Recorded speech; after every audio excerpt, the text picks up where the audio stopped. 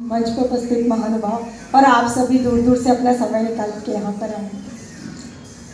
मैंने अपनी पहली कविता कक्षा 7वीं में लिखी थी। मुझे नहीं पता था मुझे हिंदी आती भी थी या नहीं आती, लेकिन अभी कोरोना में जब मेरे बेटे की पूरी पढ़ाई अब 12वीं के बाद ख़त्म हो गई, तो एक समय इंसान के जीवन में ऐसा लगता है, मुझे ऐसा लगता है वो 45 साल के बाद का समय होता है हमारे जीवन में, स्त्रियों के जीवन में, जब हम अपने लिए जीते हैं। और वही कविता मेरी कहीं से वायरल हुई और वो राष्ट्रभाषा प्रचार समिति नागपुर में पहुंची, जहाँ पे हमारा मुख्यालय है।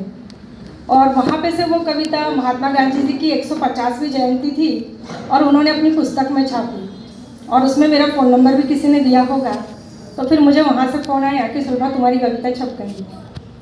फिर मेरे पास वैसे मेरी बहुत सारी कविताएँ होंगी, अभी भी 200 से ज़्यादा होंगी।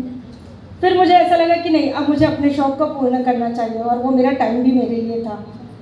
फिर वो जो मैंने पहली कविता लिखी थी कक्षा 7वीं में, वही मेरी पहली कविता थी, हिंदी को अपनाओ, और हमारी राष्ट्रभाषा हिंदी, ऐसी कई कविताएं।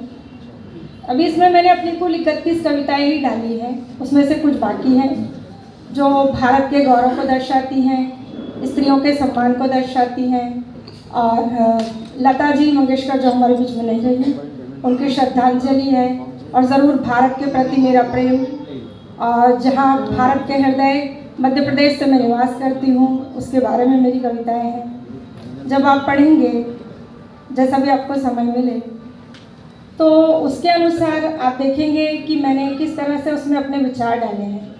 आज कहने के लिए बहुत कुछ है, और काश मेरी वो शिक्षिका श्रीमती सुधा शाह, ईश्वर, जब मैं 9वीं कक्षा में थी तभी उनकी बहुत आयु थी, ईश्वर करे वो अभी हो और मेरी आवाज़ सुन रही।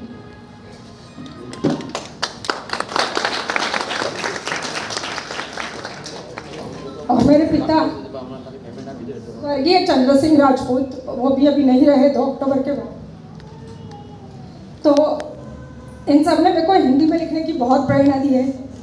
और दर्शक तो सबसे महान होते हैं, हमारे श्रोता, हमारे सुनने वाले, जो हमको बहुत अप्रिशिएट करते हैं।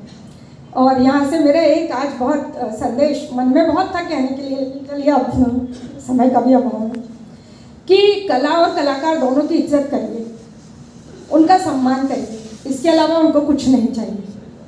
और इसमें कोई राजनीति नहीं होनी चाहिए, कोई छोटापन बड़ापन नहीं होना चाहिए। और ब्रह्मा कुमारी दीदी लोग का इतना अच्छा मंच है कि सच में यहाँ मैंने कला और कलाकार की बहुत इज्जत देखी, ये बहुत बड़ी बात है। और दूसरा, दीदी लोगों का स्त्रियों को सम्मान देना और उनको अप्रिशिएट करना।